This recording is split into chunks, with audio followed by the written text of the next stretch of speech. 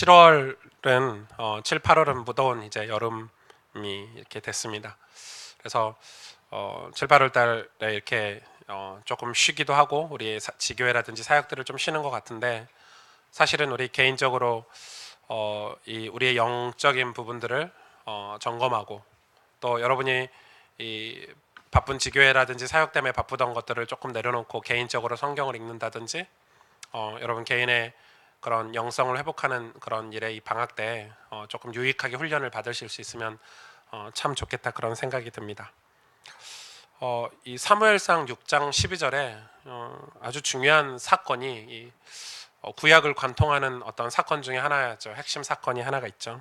이렇게 기록되어 있습니다. 암소가 벳세메스 길로 바로 행하여 대로로 가며 갈 때 울고 좌우로 치우치지 아니하였고 블레셋 방백들은 벳세메스 경계선까지 따라가니라. 이런 글이 있죠. 이게 어떤 사건의 한 말씀이냐면, 여러분 너무 잘 아시겠지만 이스라엘이 하나님께 우상을 섬김으로 범죄를 합니다. 그래서 하나님 관계가 소홀해졌죠. 그래서 하나님이 이 언약궤를 이스라엘에게서 뺏어서 이 이방 땅, 이방 나라인 이 블레셋으로 보내버립니다. 이 블레셋으로 보냈는데 이 블레셋이 난리가 난 거예요. 블레셋이 무슨 죄입니까? 언약궤가 블레셋에 와 있는데 이 블레셋에 이제 전염병이 돌기도 하고 재앙이 끊이지 않는 거예요. 그래서 이제 블레셋 안에서 방백들이, 블레셋 지도자들이 이제 고민이 된 거예요. 이 언약궤 때문에 그런 거 아니냐. 근데 언약궤 때문에 그랬다고 하면 그들이 하나님을 인정한 꼴이 되잖아요. 그러니까 딜레마에 빠진 거죠. 이방 나라가 이 언약궤 때문에 우리가 지금 하나님의 이 말씀 때문에 우리가 이렇다면 어떻게? 그래서 이 블레셋 방백들이 이건 우연의 일치다. 저 언약궤가 없었어도 재앙이 왔을 텐데 언약궤가 있는 찰나에 재앙이 온 거 이거 우연의 일치다. 이런 논란이 블레셋에서 벌어진 거예요. 그래서 이 사람들이 그래도 재앙이 끊이지 않으니까 어떻게 해야 돼? 이거 어떻게 해야 되지? 이러면서 이 언약궤를 다시 제자리로 이 이스라엘 땅으로 돌려보내자, 이렇게 결정을 한 거예요. 근데 만약에 그냥 돌려보내면 블레셋이 자존심이 상한 거예요. 하나님이 인정하는 꼴이잖아요. 그래서 이제 이 사람들이 이제 내놓은 묘수가 뭐냐면 어미소, 이 새끼를 간 낳은 어미소 2마리, 암소 2마리를 선정을 합니다. 그 중에서도 이제 새끼하고 가장 친밀한, 이제 새끼하고 떨어지면 안 되는, 아주 새끼가 막 있는 우리 서우 같은, 그죠, 한빈이 같은 이런 어린아이가 있는 부모, 그 정도의 엄마, 막 떨어지면 난리 나는, 아닌가? 떨어지면 좋아하나? 그죠? 우리 한빈이는 좀 떨어지면 좋아하는 것 같은데, 아무튼 그런 어린 새끼를 둔 어미소 2마리를 선정을 해서 어떻게 하죠? 언약궤를 실어서 이 벳세메스로 보냅니다. 벳세메스가 어디죠? 지역 이름이죠.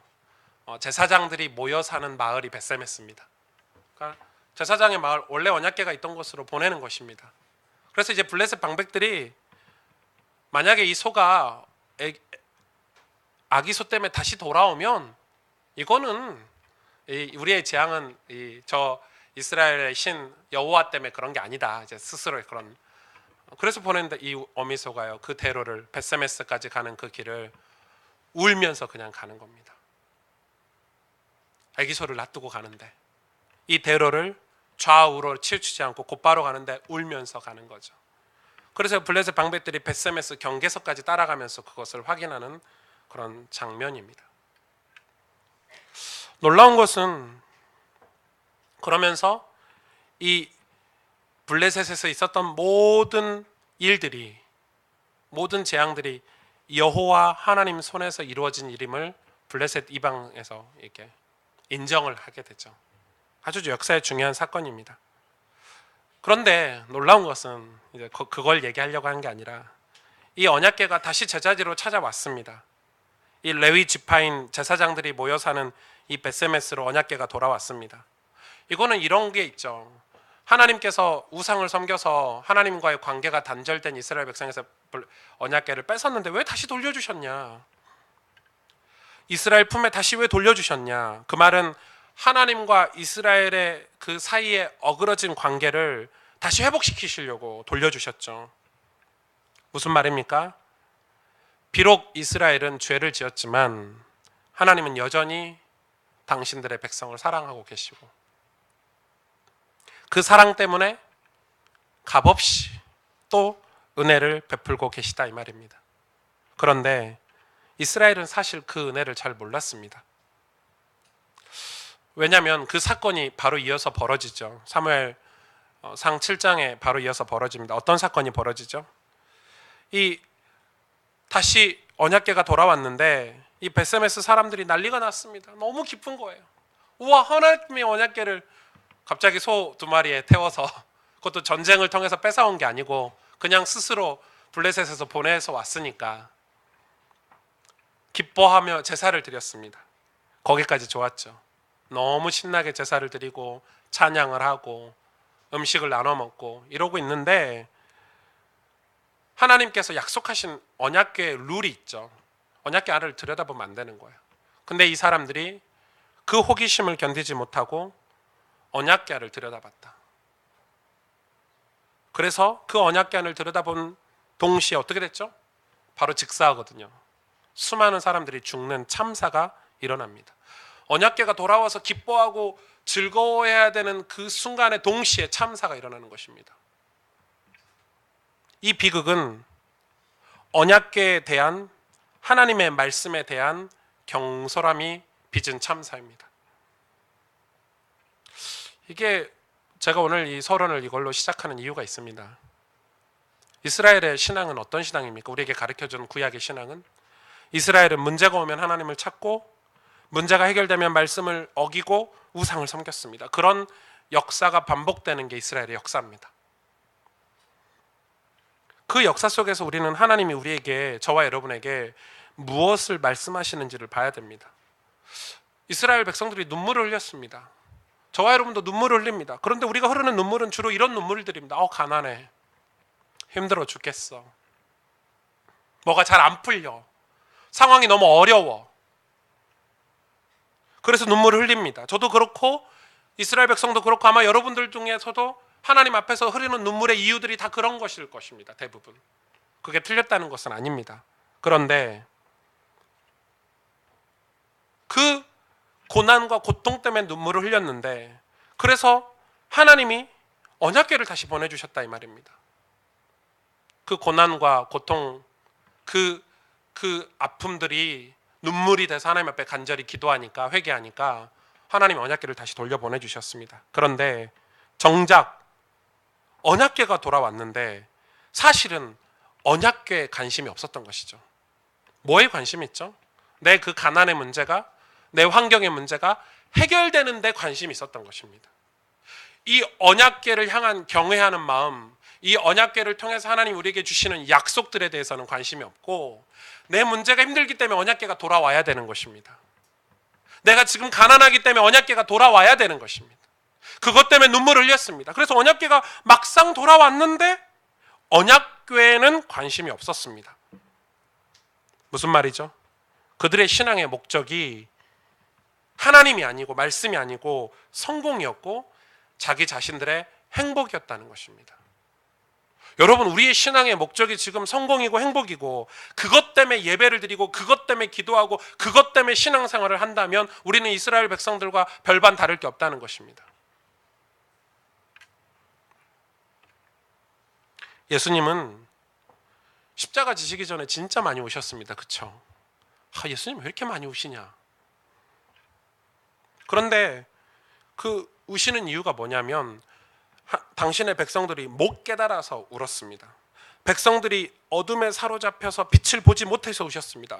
백성들이 가난해서 우신 게 아닙니다. 이스라엘 백성이 전염병에 걸려서 우신 게 아닙니다. 이들이 한 끼, 세 끼 먹을 거 두 끼밖에 못 먹고 두 끼 먹을 거 한 끼밖에 못 먹는 그 가난 때문에 예수님이 우신 게 아니라 하나님을 놓치고 하나님을 예배하지 못하고 우상을 섬겨 사는 그 모습 때문에 예수님이 우신 거라는 것입니다.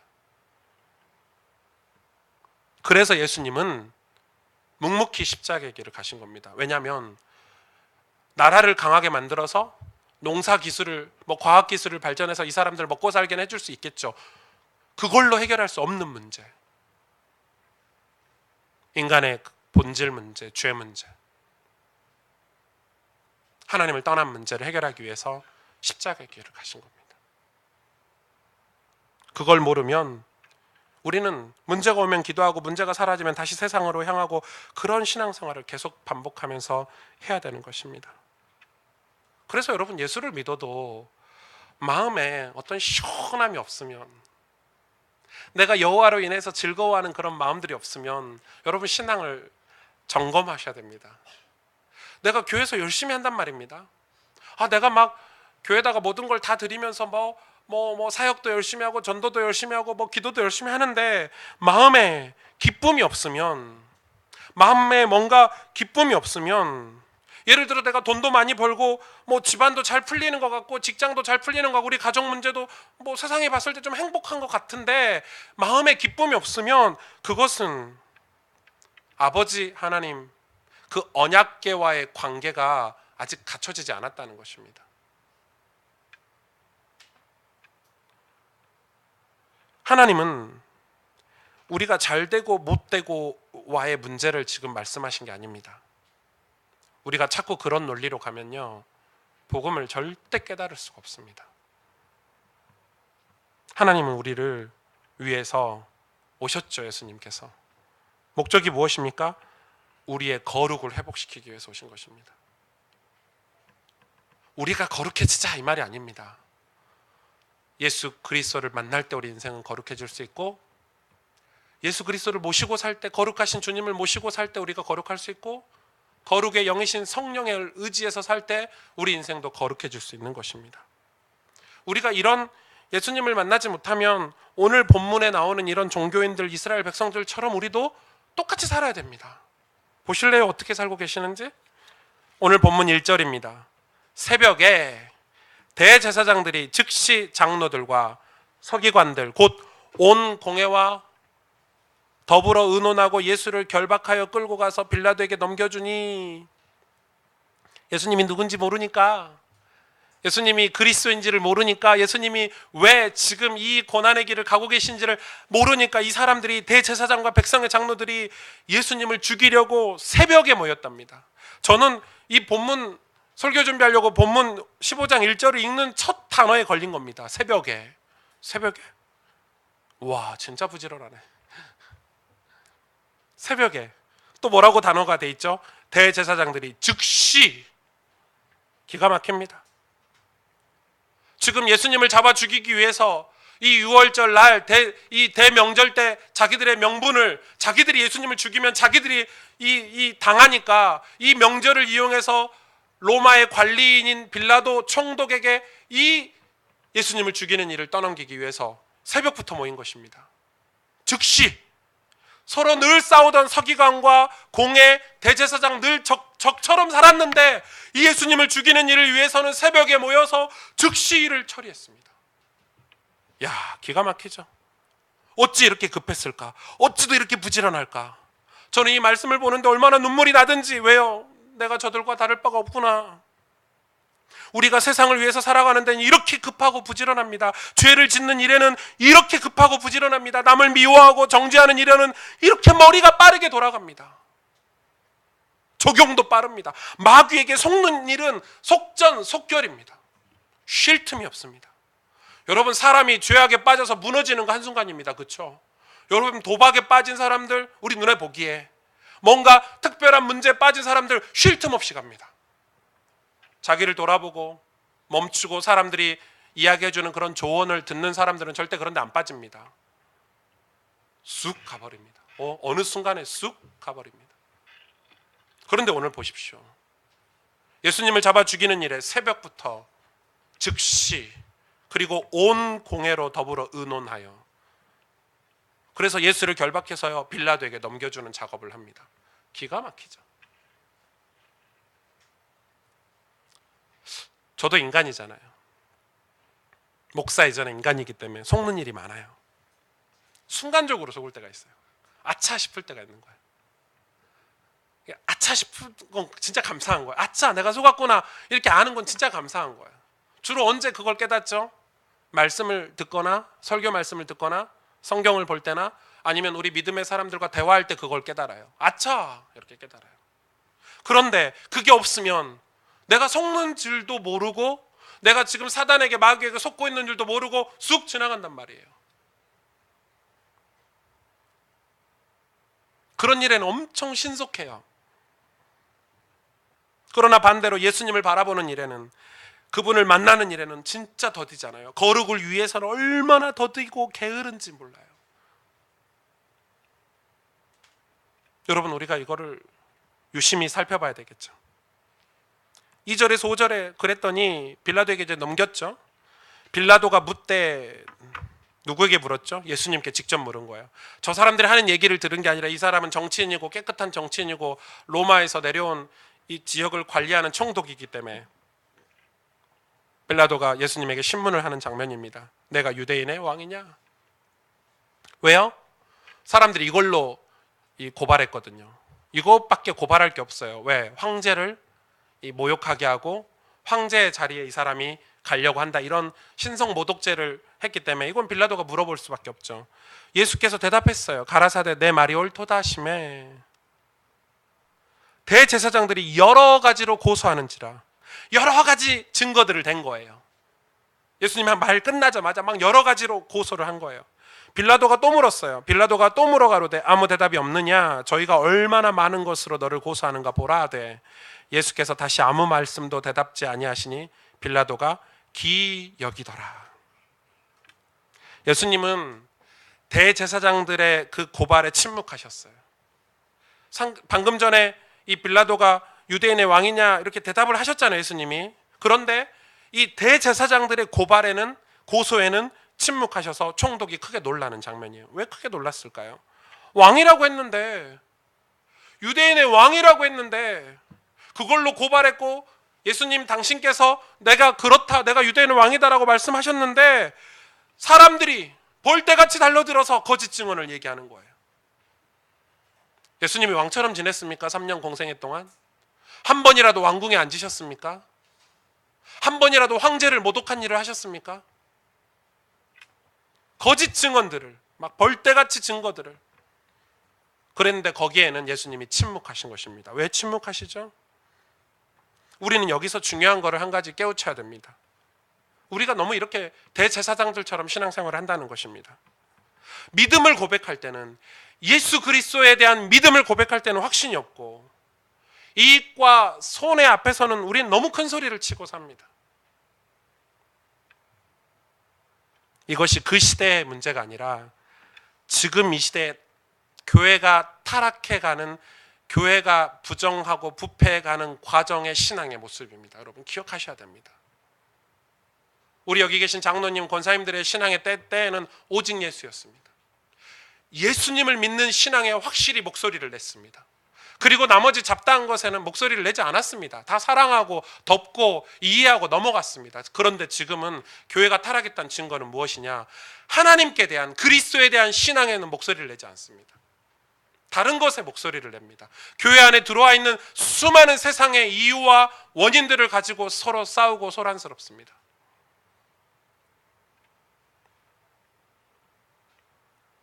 대제사장들과 장로들은 오직 자기 자신들의 기득권을 유지하기 위해서 예수님을 고발합니다. 수많은 거짓 증언들로 그걸 몰아세웁니다. 그러니 여러분, 교회가 세상을 이길 수 있겠습니까? 기득권을 유지하면 마음이 평안합니까? 그렇게 거짓 증언을 하면 속이 시원합니까? 그래서 교회가 힘이 없어지는 것 아닐까요? 십자가에는 확신이 없고 반대로 불신자들 속에서 큰 목소리를 내니까 교회들이, 십자가에는 확신이 없습니다. 시대가 어느 시대인데. 우리도 지금 시대에 흐르는 문화가 있고 이 세상에 이 수준이 있는데 그게 중요한 거지. 지금 예수님, 오직 예수, 그게 말이 되냐? 얼마나 교회들이 요란한지 모릅니다. 지금 여러분, 교회 안에 그런 사람들이 기득권층을 형성을 하고 있다면 생각해 보십시오. 끔찍합니다. 그러니 교회가 세상에서 빛과 소금, 하나님의 나라, 여러분 그런 것들이 그런 세상의 이치와 정치적인 이슈들로 풀어지는 것들입니까? 아니지 않습니까? 6절에서 13절에 명절을 당하면 백성의 구하는 대로 죄수 하나를 놓아주는 전례가 있더니 밀란을 꾸미고 밀란에 살인하고 포박된 자 중에 바라바라는 자가 있더라. 무리가 나와서 전례대로 하여 주기를 구한데, 다시 말해서 바라바를 풀어달라고 이렇게 요구를 하는 거죠. 그랬더니 빌라도가 이상한 겁니다. 아니 너희는 내가 유대인의 왕을 너희에게 놓아주기를 원하느냐 질문을 한 겁니다. 이에 저가 대제사장들이 시기로 예수를 넘겨준 줄 알면, 무슨 말이죠? 빌라도가 정치적으로 뛰어난 인물인데 왜 예수님이 잡혀서 이 자리에 와 있는지 안다는 말이에요. 대제사장들이 시기로, 시기 질투로 예수를 넘겨준 줄 아는 거예요. 눈치로. 그러나 보십시오, 대제사장들이 무리를 충동하여 도리어 바라바를 놓아달라 하게 하니 빌라도가 또 대답하여 가로되 그러면 너희가 유대인의 왕이라 하는 이는 내가 어떻게 하랴? 빌라도가 봤을 때 아니 저 사람보다 이 사람이 좀 낫거든요. 저희가 다시 소리 지르되 저를 십자가에 못 박게 하소서. 빌라도의 고민되는 지점이겠죠. 사실 이 본문을 좀 해석하기 전에 그 당시 로마의 상황을 좀 이해를 해야 됩니다.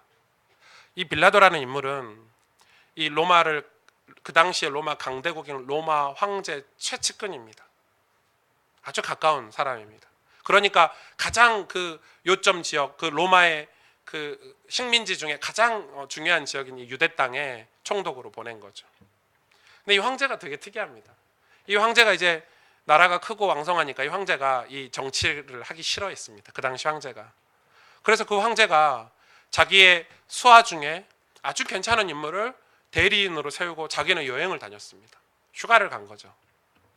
아주 오랫동안. 그런데 뭔 난리가 났냐? 그 대리인으로 이 정치를 맡겨놨던 그 사람이 이 배반을 한 겁니다. 그 소리를 이 황제가 듣고 급히 다시 돌아와서 이제 수습하는 장면. 왜냐하면 이 반역한, 뭐 그 당시에는 그럴 수 있겠죠. 그러니까 지금 그런 시간표에 딱 이런 사건이 벌어진 겁니다. 그러니까 빌라도 입장에서는 지금 자기가 이 관할하고 있는 이 지역에서 밀란이 일어나면 안 되는 것입니다. 어떤 일도 일어나지 않고 조용히 지나가야 됩니다. 빌라도 입장에서는 무슨 일이 벌어지면 안 됩니다. 그래서 그 사람들의 이야기를 다 들어줘야 되는 것입니다. 이해가 되시죠? 아니면 자기의 정치적인 입지가 굉장히 위독해. 왜? 지금 로마에서 싸우고 있기 때문에. 그런 상황입니다. 그런 상황에 예수님께서 지금 총독 빌라도 앞에 서 있는 것입니다. 이 총독 빌라도는 여러분 종교인이 아닙니다. 여러분 사도신경에 계속 본디오 빌라도가 나온다고 해서 이 사람이 이 종교인이라고 생각하시는 분들이 많은데 이 사람은 정치인입니다. 100%. 우리 시장님 같은 분이겠죠. 왜 그렇죠? 그런데 이 종교적인 이슈가 왜 정치까지 번졌죠? 대제사장들이, 이 백성들의 장로들이 그렇게 만든 거죠. 왜냐하면 그렇게 해야 명분을 만들고 명분을 가지고 예수님을 쉽게 처리할 수 있기 때문에 모든 걸 다 새벽에 모여서 도모한 것입니다. 계획을 짠 것입니다. 우리가 예수님을 죽일 수 있냐? 우리가 죽이면 이 백성들이, 예수님을 따르는 백성들이 우리를 미워하니까 우리가 정치적인 이유로 이 사람을 고발해서 총독 빌라도의 손에 죽게 하자. 그래서 정치적으로 가장 예민한 황제의 권위에 대한 도전으로 예수님을 고발한 것입니다. 그래서 질문했잖아요. 네가 유대인의 왕이냐? 예수님의 답변, 내 말이 옳도다. 유대인의 왕이 맞으니까요. 예수 그리스도가 우리의 왕으로 오신 게 맞으니까요. 우리가 예배하고 경배할 분은 한 분밖에 안 계시잖아요. 그거에 대한 답변을 하신 거예요. 사실 그것이 신앙생활에 있어서 가장 중요한 것 아닙니까? 신앙생활을 해감에 있어서 우리에게 사실은 고난도 만나고 역경도 만납니다. 여러분, 신앙생활을 하고 예수 믿는데 고난이 없다라고 가르치는 교회는 건강한 교회가 아닙니다. 예수 믿는데 문제가 없다라고 가르치는 교회는 건강한 교회가 아닙니다. 그거는 천국 가야 되는 것이지. 이 땅은 문제가 있는 곳에서 우리가 살아가고 있기 때문에, 고난과 역경이 있는 광야 같은 세상을 살아가고 있기 때문에 당연히 문제와 역경을 만납니다. 그래서 고난을 없애주는 게 응답이 아니고 고난을 이길 수 있고 해석할 수 있는 힘을 주시는 것이 응답입니다. 그런데 왜 고난과 역경이 흔들립니까? 확신이 없어서 그런 것입니다. 예수 믿는 사람들이 예수님에 대해서 확신이 없기 때문에 그렇습니다. 다른 것에는 다 확신을 가지고 똑똑하고 수준 있는 척하지만 예수 그리스도에 대해서 확신이 없는데 어떻게 우리가 세상을 이길 수 있습니까? 어떻게 그런 교회가 세상을 정복하고 세상에 선한 복음을 전할 수 있겠습니까? 예수님에 대한 확신이 없습니다. 이상하죠. 아이러니하죠. 예수 믿는데, 예수님 때문에 모였는데 예수님에 대한 확신이 없습니다. 지금 딱 이스라엘 백성들의 상황이 그렇습니다. 그러니 어떻게 우리 가정을 변화시키고 어떻게 민족을 변화시킬 확신이 있겠습니까? 내가 예수님을 믿었는데 예수님에 대한 확신이 없는데 어떻게 내가 하나님의 백성이 되고 저 영적인 세계가 있다는 걸 분명히 믿고, 그래서 우리가 하나님 나라를 분명히 믿고 그 믿음으로 살아야 되는 우리가 그 믿음이 없으니까 학교가 바뀌고 직장이 바뀌고 군이 바뀌고 사회가 바뀔 거라는 확신을 어떻게 갖겠습니까? 아예 포기하고 사는 것입니다. 아, 우리 가정, 우리 엄마 아빠 절대 예수 믿을 사람들 아니야, 다 이런 식입니다. 우리 직장, 절대 우리 직장에는 이 하나님 나라가 임하지 않을 거야. 여러분 진짜라니까요. 그게 맞습니까? 그게 예수님 믿는 사람들의 자세가 맞습니까, 여러분? 저 선교지에, 저 북한 땅에 하나님 나라가 절대 임하지 못합니까? 우리는 이상한 확신은 다 가지고 있으면서 하나님께서 말씀하시고 명령하신 확신은 가지고 있지 않은 것입니다. 왜요? 예수님을 안 믿으니까. 예수 믿는 가정, 예수 믿는 교회가 천국 같아야 되는데 그렇지 못하니까. 예수 믿는 나 자신이 변화되었다고 확신하지 못하기 때문에. 왜 이렇게 세상에 힘이 들까요? 세상의 지도자들, 오늘 이 빌라도 같은 지도자들, 지도자들은 다수의 의견에 따르는 사람들입니다. 진리에 관심 없습니다. 자세히 보면 그렇습니다. 그런데 우리는 어디에 확신을 갖고 있습니까? 우와, 우리나라 대통령이 진짜 멋지고 최고대. 아, 우리 서울시장이, 그러니까 예수님 안 믿고 다 서울시장을 믿는 겁니다. 예수님 안 믿고 대통령 믿고 있습니다. 아니, 건강한 정치색을 가지지 말라는 게 아닙니다. 제가 지금 정치 얘기를 하는 게 아닙니다. 거기에 대한 어떤 확신을 갖고 있으면서 예수님에 대해서, 하나님 나라에 대해서, 성경 말씀에 대해서 확신을 가지고 있지 않습니다. 아이러니하지 않습니까? 교회가 타락하고 부패하는 증거입니다. 오늘 본문에 없지만 다른 복음서에 한 사건이 기록되어 있죠. 이 빌라도의 아내에 대해서 나옵니다.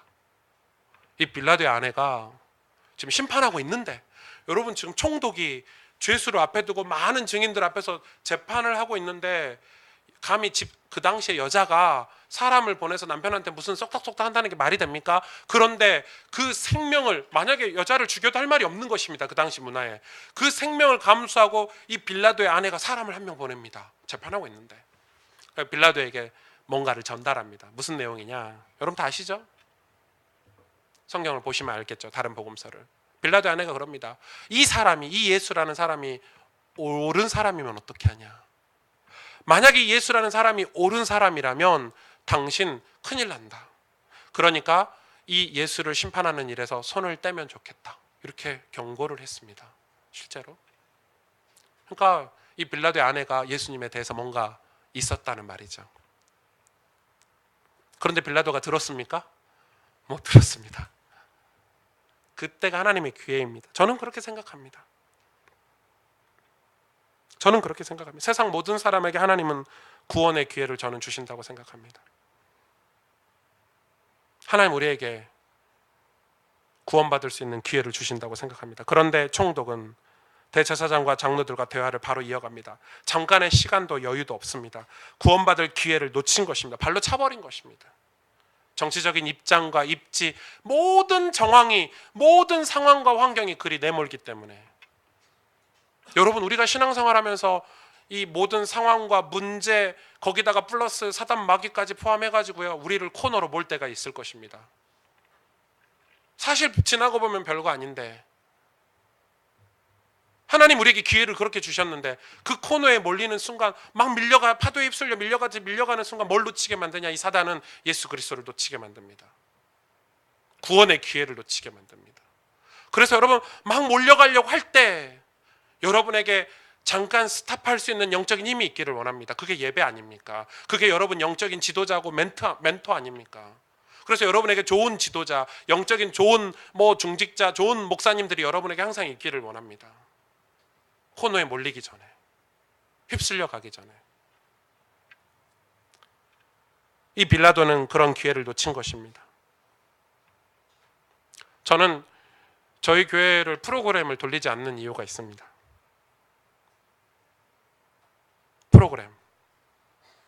프로그램을 돌리면 진짜 편합니다. 누가 편하죠? 제일 1번 편한 사람이 목사입니다. 프로그램을 쫙 깔아놓고 성도들을 거기 안에서 돌리면요, 진짜 편합니다. 두 번째 편한 사람이 누구죠? 여러분입니다. 그냥 프로그램에 들어와서 이렇게 지내면 편합니다. 맞죠? 그렇게 신앙생활 한다면 편할 것입니다. 그러나 프로그램에 우리 인생을 맡기면 안 됩니다.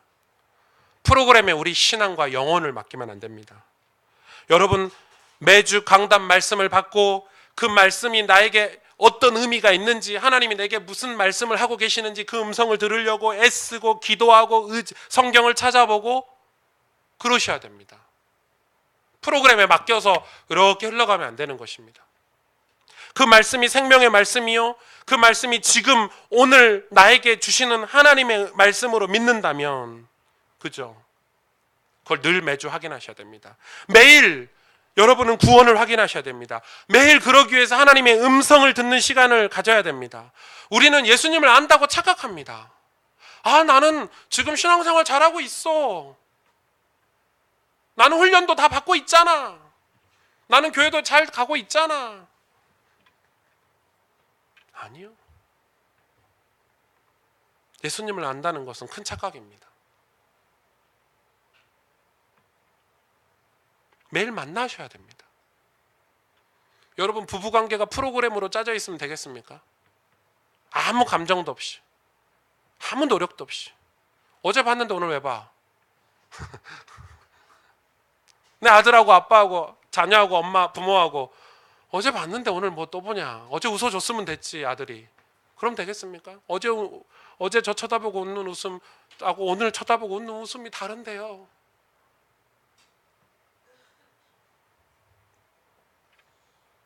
다수의 의견, 어떤 무리들의 분위기, 어떤 프로그램에 속지 않으셔야 됩니다. 우리는 매일 하나님의 은혜가 필요하고 매일 하나님을 만나야 되는 사람들인데, 이 빌라도처럼 그런 상황에 딱 갇혀버리는 것입니다. 저는 그게 한국교회 위기라고 생각합니다. 그렇지 않습니까? 그러면 지도자가 틀렸으면 백성들이라도 정신을 차려야 되는데, 백성들도 마찬가지죠. 14절 15절에 빌라도가 가로되 어찌미뇨 무슨 악한 일을 하였느냐 하니 더욱 소리 지르되 십자가에 못 박게 하소서. 누가요? 백성들이. 빌라도가 무리에게 만족을 주고자 하여. 이게 빌라도가 걸려버린 이 코너 아닙니까? 무리에게 만족을 주고자 하여 바라바는 놓아주고 예수는 채찍질하고 십자가에 못 박히게 넘겨주니라. 이 백성들, 유대 백성들, 예수님이 이 백성들을 위해 오셨고 3년이나 이 백성들을 위해 많은 사역을 하셨고 눈물로 이 백성 저 백성들을 찾아가면서 이들의 가난과 아픔을 채울하시고 이들을 위해서 십자가를 가는데, 이 백성들이 누구에게 줄을 섰죠? 쉽게 말하면 세상 말로 이 대제사장들에게 줄을 선 것입니다. 그래서 이 대제사장들이 이 사람들에게 이미 모종의 작업을 다 해놨기 때문에 이 백성들이 진실을 말할 수 있었음에도 불구하고 저 예수는 우리의 진짜 왕이십니다, 저 예수는 죄가 없으십니다라고 변호를 해줄 법도 한데, 모든 백성들이 다 한 목소리로 예수를 십자가에 못 박혀 죽이라고 진실을 외면한 것입니다. 왠 줄 아십니까? 이 백성들은 그저 예수를 죽이면 이 대제사장들, 이 종교 지도자들, 서기관들로 하여금 조금 더 혜택을 받거나 조금 더 잘 되거나 어떤 복지적으로 자기의 삶들이 조금 더 윤택하게 될 줄 알았겠죠. 맞습니다. 틀린 말은 아닙니다. 시장이 조금 괜찮은 시장이 돼야 서울 시민이 편리하겠죠. 대통령이 지금처럼 일도 잘하고 해야 나라가 건강하겠죠. 그런데 뭘 놓쳐버렸습니까? 그러는 동안에 신앙을 놓쳐버린 것입니다. 와, 신앙이 사라져버린 것입니다. 와, 서울시 되게 좋네. 와, 우리 복지 혜택이 되게 좋아. 와, 우리가 이 정치를 잘했더니 와, 우리 삶이 되게 윤택해졌어. 그게 신앙이 돼버린 것입니다. 아셔야 됩니다. 언제 영적인 재앙이 올지, 언제 어떻게 우리에게 재난이 찾아올지 어리석지요. 심지어 다른 본문에 뭐라고 나와 있죠? 예수의 피값을 자기 자손들에게 돌려라 이렇게 맹세해 버렸습니다. 여러분, 맹세라는 건 함부로 하면 안 됩니다. 불신자들이 맹세할 때가 많잖아요. 내가 절대 죽어도 예수 안 믿을 거야 이렇게 맹세합니다. 그런 분들이 다 예수 믿습니다. 죽기 전에. 제가 아는 어떤 분은 집이 엄청 부자였습니다. 이 무역을 하시는 분이었는데 이분 예수 믿기가 그렇게 힘든 겁니다. 돈이 많으니까 아우 내가 뭐 교회 헌금 좀 하지 뭐 이런 식입니다.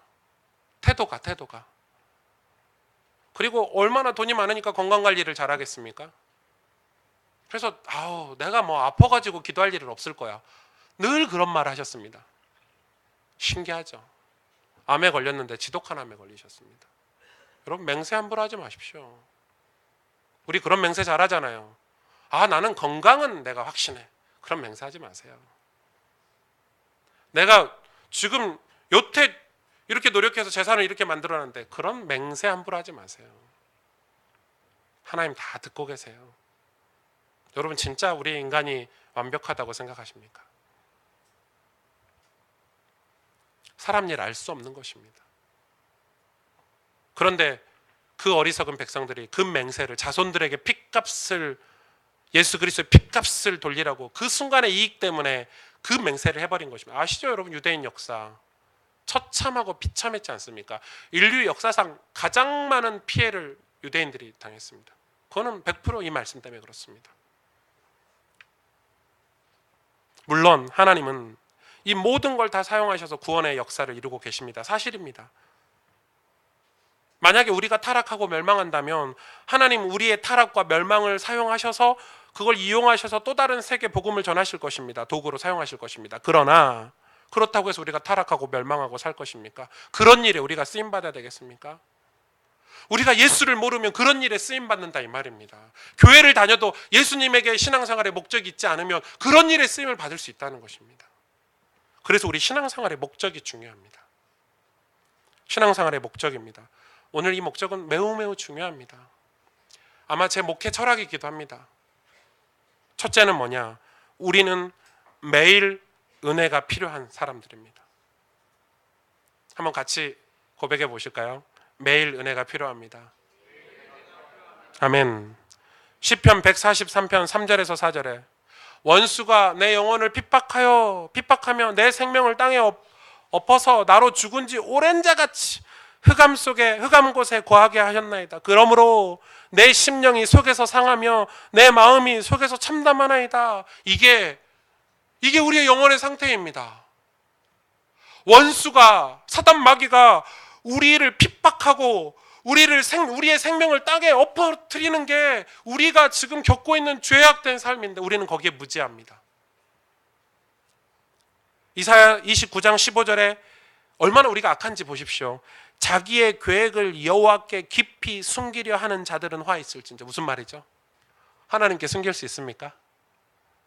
뒤에 말을 보세요. 그들이 이리 어두운 데서 행하며 이르기를 뭐라고 말합니까? 누가 우리를 보랴? 누가 우리를 알랴? 이스라엘 사람들이 타락했을 때 이렇게 타락한 것입니다.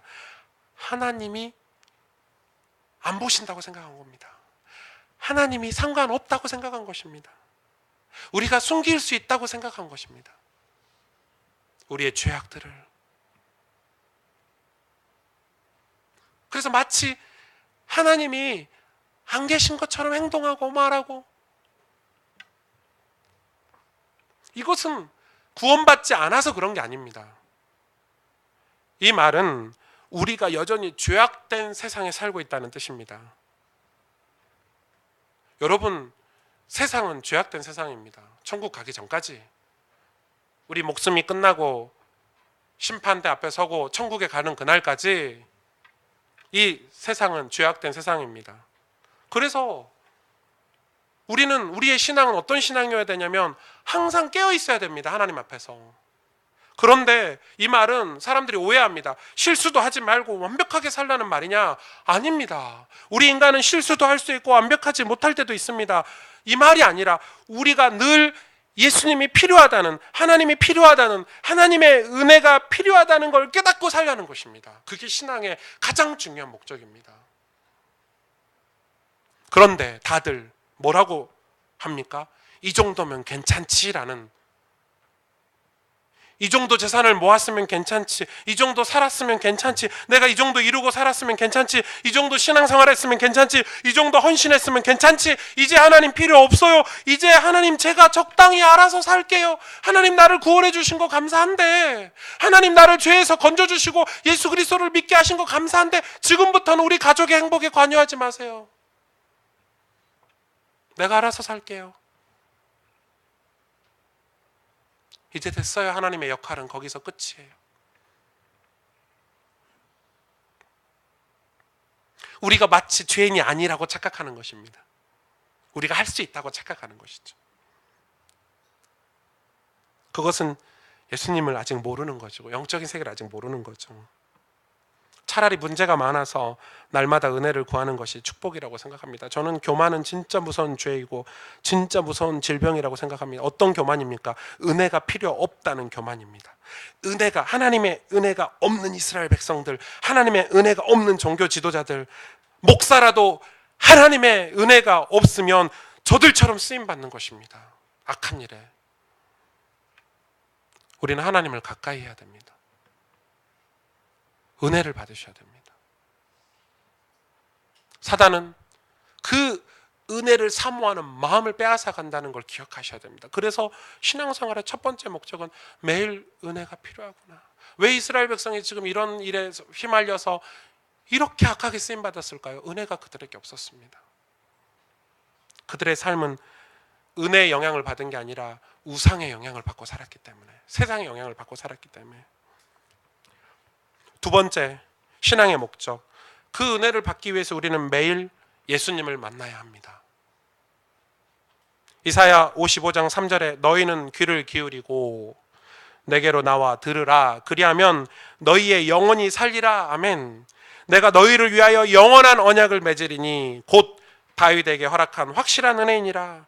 여러분, 예수님을 만날 때라야 우리가 깨달을 수 있습니다. 죄에서 깨달을 수 있고, 우리가 예수님을 만날 때라야 내 행동이 잘못된 건지 그릇된 건지 올바른 건지 그 하나님의 빛을 비춰서 우리 삶을 조명할 수 있습니다.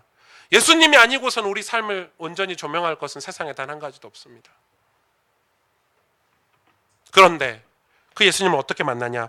이 이사야 55장 1절 2절에 보니까 돈 없이 값 없이 와서 먹으라고 합니다. 원래는 사 먹어야 되는데, 대가를 지불해야 되는데, 예수 그리스도께서 십자가에서 그 대가를 다 지불하셨기 때문에 그냥 와서 사 먹으라는 것입니다.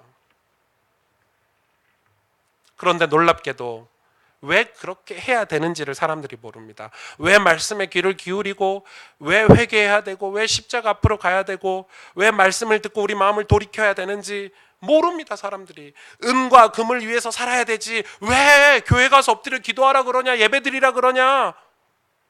필리핀에 갔더니 필리핀 사람들이 저에게 일해야 되는데, 하루 한 끼 벌어서 먹고 살아야 되는데 우리가 기도할 시간이 어디 있어요? 가난을 벗어나기 위해서는 열심히 일을 해야지 교회 갈 시간이 어디 있어요? 라고 질문합니다.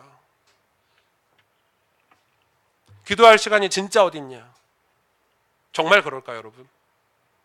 은, 금을 위해서 살면 저주와 재앙에서 벗어날 수 있습니까? 지옥에서 벗어날 수 있습니까? 참 어리석습니다. 그런데 놀라운 것은 예수 믿는 사람들이 그렇게 말합니다. 예수 믿는 사람들이 말합니다. 아, 지금 로마 막 대단하게 느껴지거든요. 총독, 대제사장, 예루살렘 성전, 그러니까 이 백성들이, 우매한 백성들이, 하나님이 그 수많은 것들이 둘러싸여 있어가지고 예수님을 만나야 되는데 예수님을 못 만나는 것입니다. 두렵거든요. 예수님을 선택했을 때 그 모든 걸 잃어버릴 것 같아서. 그러나 여러분, 그들은 예수님을 선택하지 않아서 모든 걸 잃어버렸죠. 성전도 무너졌고 로마도 패망했고 다 사라집니다. 여러분, 다 사라집니다. 건강도 사라지고 재산도 사라지고, 여러분 이 땅에서 지금 이루고 있는 그 성공도 다 사라집니다. 그러나 예수님을 붙잡으면, 예수님을 만나면 다 얻게 됩니다. 예수님 안에 다 있습니다. 이 진리를 말하는 게 참 어렵습니다. 그래서 우리 신앙은 날마다 예수님으로 돌아가는 것입니다. 그분을 아침마다 만나고, 그분이 아침마다 주시는 은혜와 사랑. 그래서 다윗이 나중에 깨달은 것입니다. 주님은 나의 피난처시오. 주님은 나의 위로자이시오. 왕이 됐는데, 모든 걸 다 가졌는데, 그때도 변함없이 하나님께 고백했습니다. 주님은 나의 힘이시오. 세 번째 신앙의 목적입니다. 교회를 세우는 믿음입니다. 시편 91편 1절 3절에 이렇게 고백하고 있습니다. 지존자의 은밀한 곳에 거하는 자는 전능자의 그늘 아래 거하리로다. 내가 여호와를 가리켜 말하기를 저는 나의 피난처요 나의 요새요 나의 의뢰하는 하나님이라 하리니 이는 저가 너를 새 사냥꾼의 올무에서와 극한 연병에서 건지실 것이미로다. 욕 아닙니다. 성경에 연병이라고 써 있기 때문에. 저는 그 신앙 생활을 하면서, 교회를 오랫동안 다니면서 신앙 좋다는 사람들을 많이 만났거든요. 근데 되게 교회에서 신앙 좋다는 사람이 주로 어떤 사람이죠? 기도 많이 하는 사람들, 그죠? 그리고 뭐 헌금 많이 하는 사람들, 그리고 어떤 그 신비적인 어떤 이 예언을 하거나 환상을 보거나 어떤 특별한 사역을 하는 사람들, 막 전도 현장을 많이 가서 많은 사람들을 구하는, 이런 사람들이 주로 신앙이 좋다고 하고 실제 신앙이 좋은 거죠. 그러니까 그런 활동들과 헌신들과 사역을 하겠죠. 그런데 놀랍게도 그런 사람들의 신앙이 단단하지 않았음을 여러 차례 깨달았습니다. 저는 직접 확인했습니다. 왜 신앙이 단단하지 않을까? 왜 신앙이 튼튼하지 않을까? 신앙은 예언하고 환상을 보는 게 아니기 때문에 그렇습니다. 신앙은 자신의 경험으로 판단하는 게 아니기 때문에 그렇습니다. 그런 것들이 왔을 때 감사함으로, 기쁨으로 감당해야 되는데, 그런 것들이 예수님보다 높아지는 게 시작할 때가 옵니다. 그걸 교만이라고 합니다. 영적 교만. 기도를 많이 하는 권사님이 계셨습니다. 매일 밤 기도를 합니다. 그래서 자기 얘기를 들어야 됩니다. 내 말이 맞는 겁니다. 근데 이제 사람들이 할 말이 없어요. 기도를 제일 많이 하니까. 그래서 교회 안에 그런 세력을 만들고 사람들로 하여금 예수님을 바라보고 예수님을 의지하게끔 만들어주는 게 신앙인데, 예수님이 아니라 어느 순간부터, 그래서 신앙이 탄탄하지 못하고 무너지는 것을 수도 없이 저는 목격했습니다.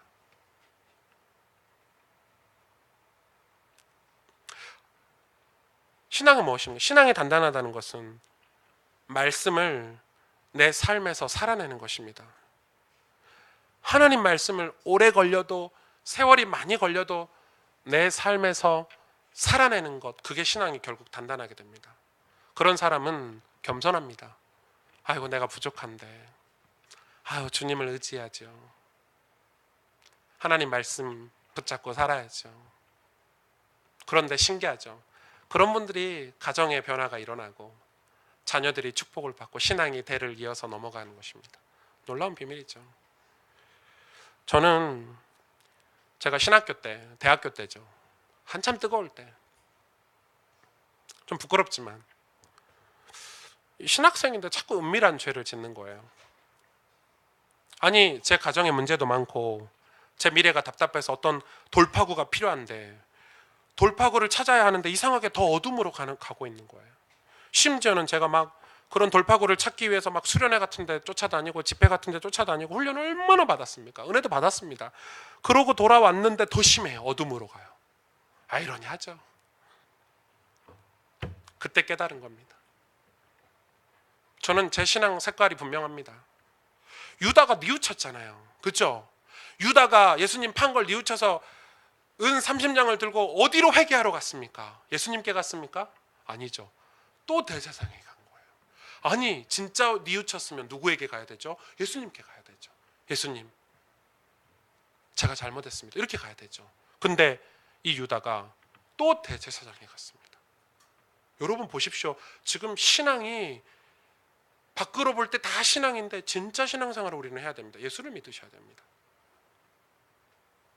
제가 이런 프로그램 수련회 한번 갔다 오면요 가슴이 뜨거워요. 막 내가 사명자가 된 것 같고 막 내가 세계복음화 다 한 것 같고 그 프로그램에 딱 갇혀버렸습니다. 뭐가 사라졌냐? 주일날 드리는 예배의 기쁨이 없습니다. 내가 매일 아침 힘들고 어려운 고난 속에서 하나님 저 힘들어요, 저 도와주세요라고 하는 하나님하고 친밀한 교제가 사라지기 시작했습니다.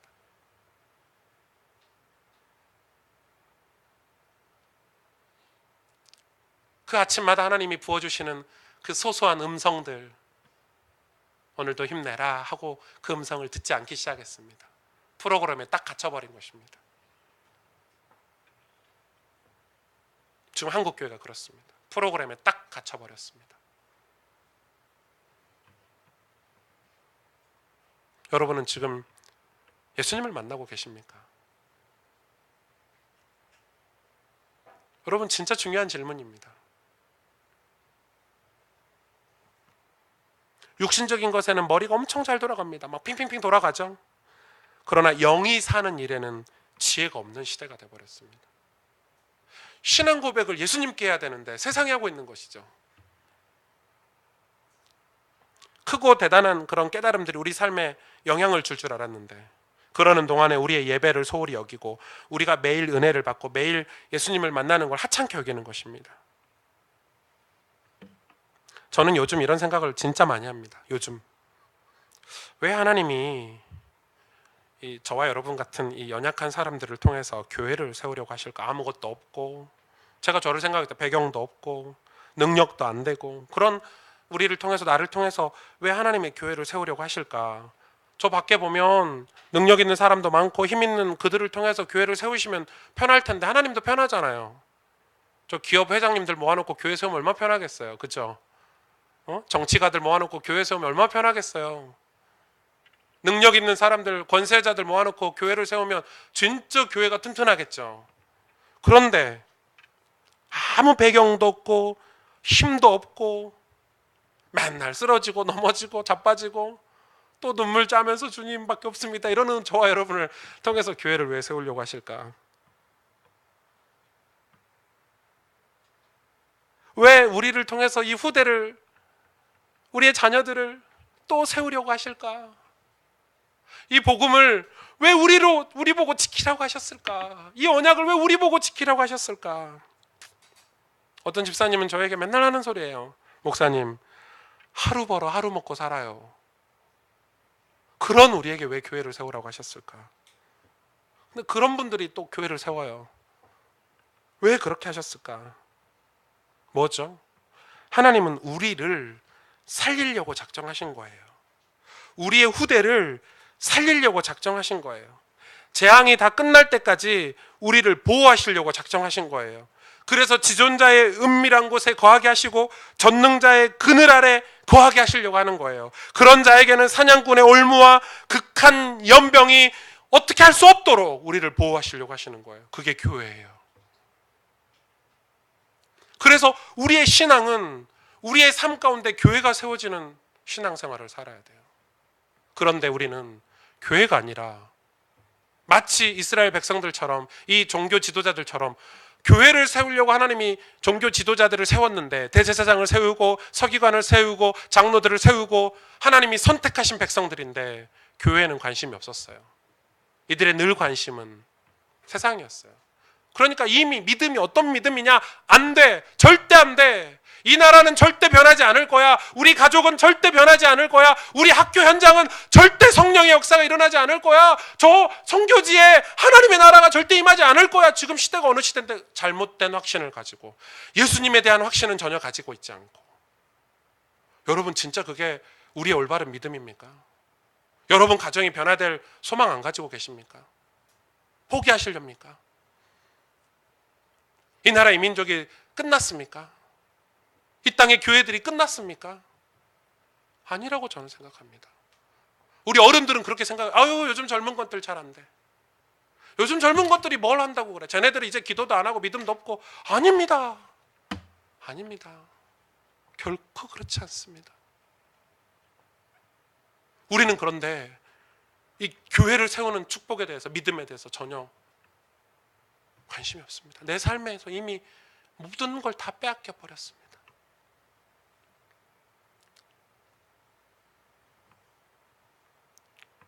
하나님은 우리를 살리려고 작정하셨습니다.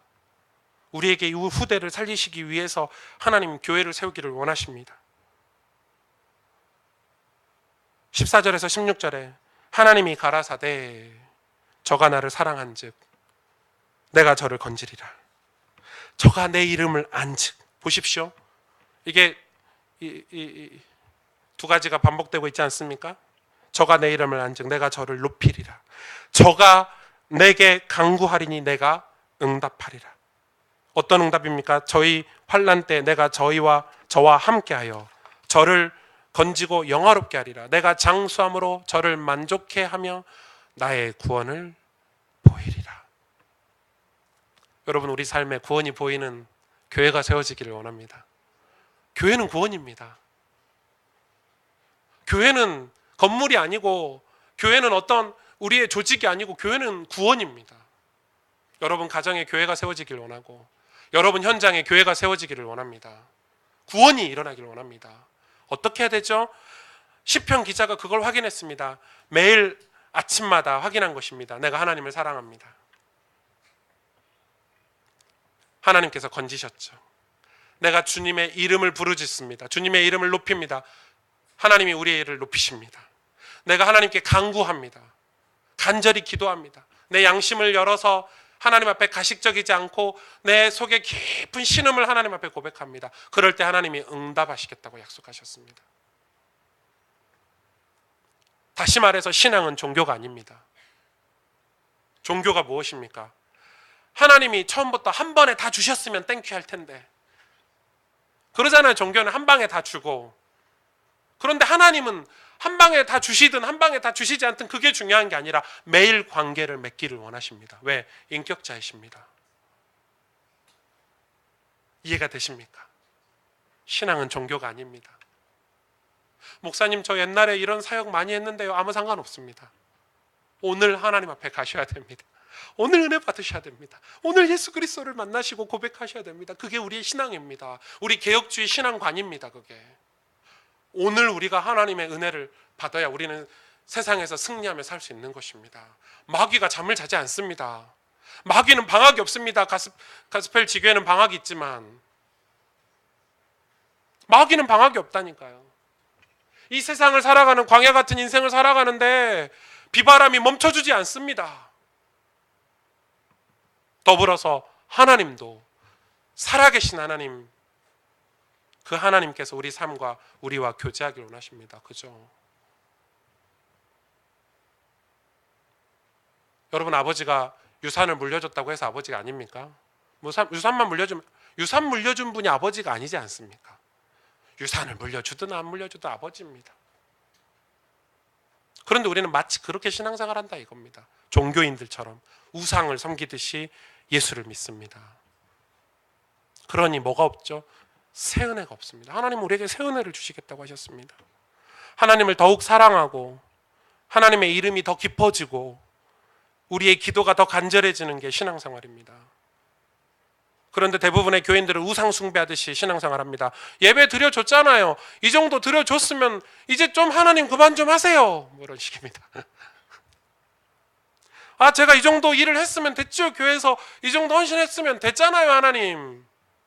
그럼 우리 집에 문제 좀 해결해 주세요. 뭐 이런 식입니다. 이제 좀 그만 좀 해주세요, 하나님. 이런 식입니다.